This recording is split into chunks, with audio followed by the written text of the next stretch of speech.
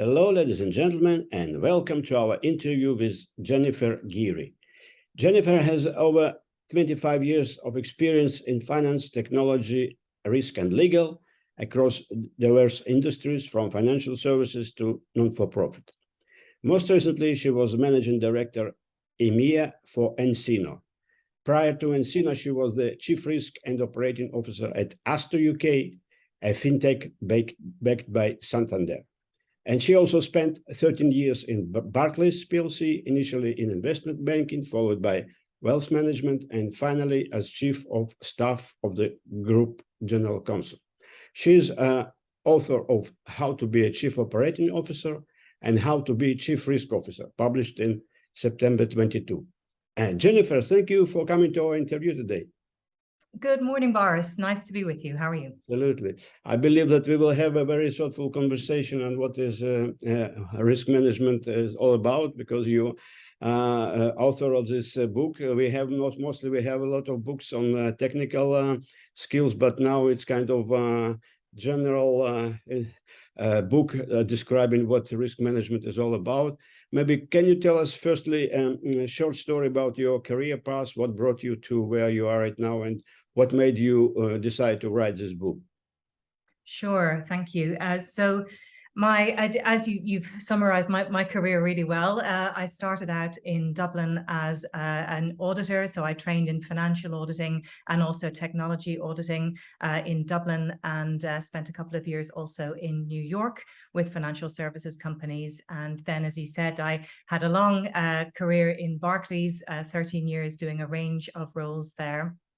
I took a step sideways at that point to go to be COO of Save the Children UK, which is a £400 million NGO, and spent 2.5 years there before returning to FinTech, where I've held a couple at this stage of COO and Chief Risk Officer roles. And 5 years ago, I wrote my first business book on how to be a COO, Chief Operating Officer, because I really felt that that was a gap in the market. There wasn't a book like that out there that somebody could go to. And as COO, I counted 16 different disciplines that COOs need to have, and wrote about those and had them validated by people. And I still felt in the risk space, there's a lot. We were talking, Boris, about the fact that there's an awful lot written, and there's an awful lot of very weighty risk management books. But I still felt that there was a gap for something that was more accessible, more broad, more all-encompassing for aspiring risk managers and CROs.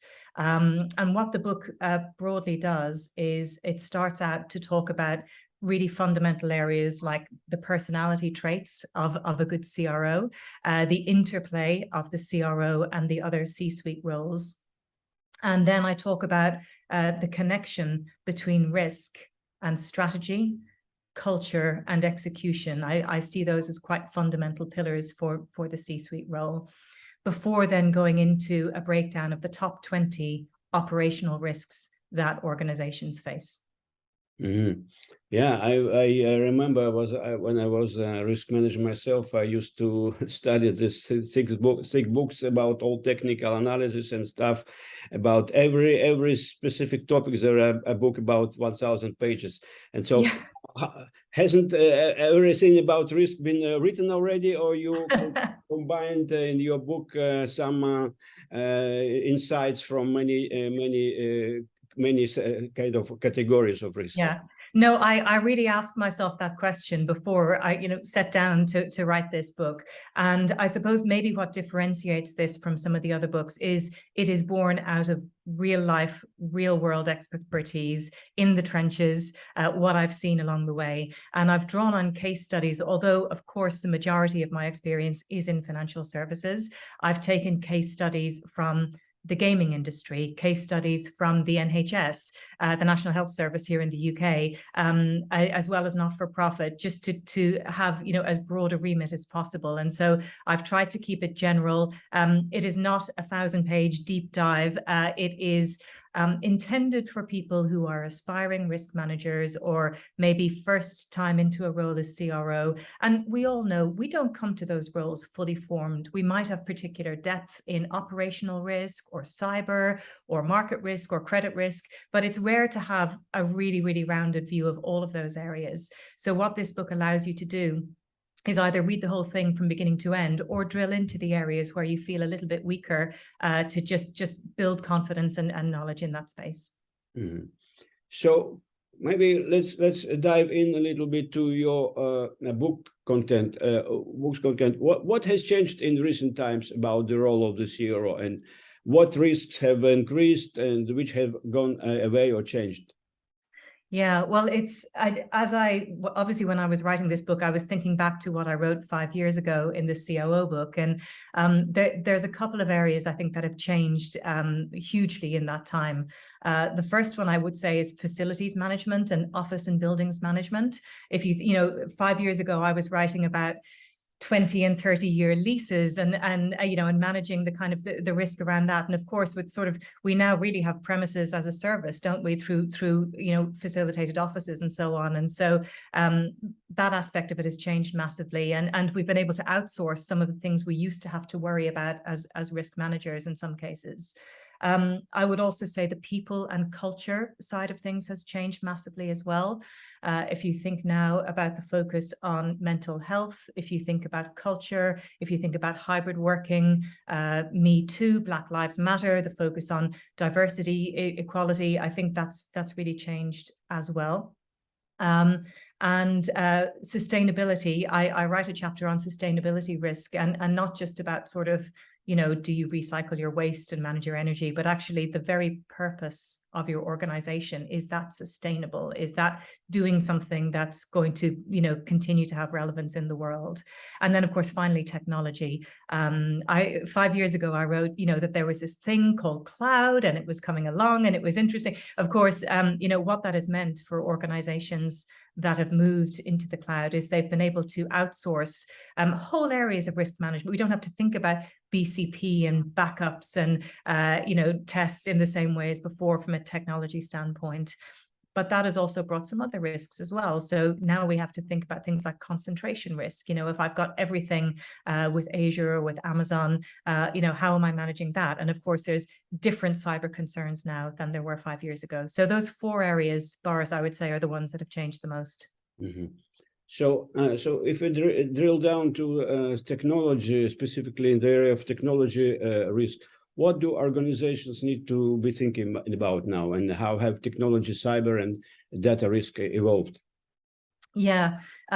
So as I've said, there's this move to cloud, and whether you're obviously on premise, there's a whole bunch of considerations, and all the traditional areas of confidentiality, integrity, availability still stand. And there's some, I talk through some of the really useful frameworks that there are out there, such as NIST for cybersecurity and ISO 27001 and so on. But then, yeah, I as CRO at Asto, we took a decision to go 100% in the cloud from day one. Absolutely paperless, everything in the cloud. And I remember having to, A, get comfortable with that myself, and B, justify that decision to my board and risk committee and to people back at the mothership at the bank. And it was a journey for me to understand the relative strengths and merits of it. But my CTO at the time did a great job of, explaining to me how when you spin up a new instance, it's modern, it's patched, it's not versus traditional technology, which will have a whole jumble of everything out there, which is only as strong as your weakest link and so on. So that was a great journey for me. And of course, when COVID came, we just all closed our laptops one day, went home, opened them up at home, versus I remember the banks sort of thinking about, well, how many VPN connections do we have, and how are we going to share them out among people and so on. So the world has changed. As I say, I think concentration risk is really important now, and thinking about the resilience of your technology and the resilience of your operations in a new way. Mm-hmm. Fantastic. So I would like to ask you a personal point of view. what is the commonly held belief or maybe misconception that relates to risk management space that you kind of strongly or even passionately disagree with? Great question. So my book is written from the point of view of risk management as an enabler. I think we have all seen and come across bad risk management in our careers, right? You know, that sort of overly risk averse, pointing out all the things that could go wrong with something and just leaving it there and walking away. And you know, that when you have a poor dynamic with your, you know, your revenue line or your front office or whatever it is, and they're sort of thinking, oh, I've got to get this new product or this new venture past risk, and they're never going to agree to it, and so on. And risk as this brake on the organization. And somebody wrote about risk not being the brake but being the clutch, right? And being the thing that enables an organization to, you know, you still have to put discipline, you still have to put friction, you still have to put governance and oversight in place, but you do it from the point of view of making the organization a success. You have to have your peers, your management team, the people around you believe that you are invested in the success of the organization, and you are only there to put some safe guardrails in place which actually should allow the organization to move faster and with more certainty. So risk as an accelerator, risk as a clutch, rather than risk as a brake. That's how that's my point of view. All right. So there is so much to think about it because maybe for some of them, some people can be overwhelmed. Where should the companies begin? So, for example, if you take a life of a risk manager, if there is some one thing that they should start to prioritize right now that they're not doing, what would it be?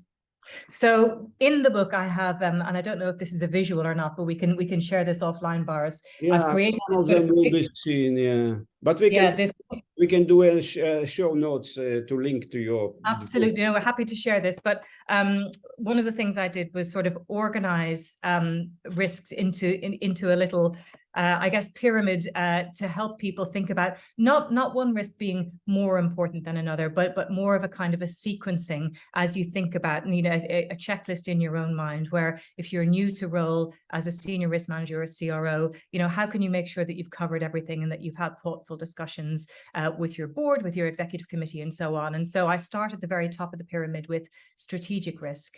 So the risk that the strategy of the organization is either poorly designed or not properly executed. Because if that's wrong, frankly, all of the other efforts will be undermined from day one. And then I move into people risk. So thinking about people, conduct, culture, all of those areas, because again, if your people are not behind you, then you've also got a big problem. Next on the list for me is technology. So thinking about, you know, the traditional technical risks, CIA and so on, but also cyber and data privacy. Then I talk about the financial risks, because they haven't gone away. And my goodness, at the moment, we're in some cases, a 1 in 400-year event for some financial risk metrics. So capital and liquidity, counterparty risk, market risk, which is the huge one at the moment, and financial reporting. And then finally, I take about 10 of the most commonly observed operational risks, and I go through each of those.